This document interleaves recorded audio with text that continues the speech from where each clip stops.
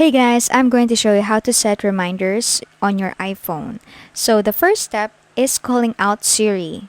You can call out Hey Siri, or you can call her out by pressing your volume up button, which doesn't work all the time.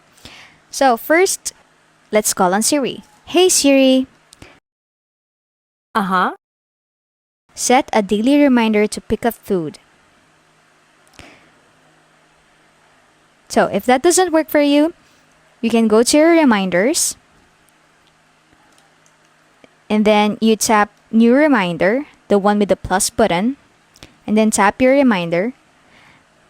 Tap calendar icon. This is where you're going to set your date and the time.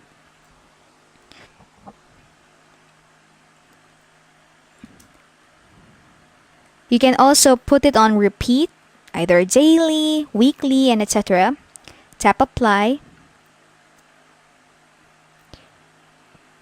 And after that, you're done. If you want to delete it, just swipe to the left, and then tap delete.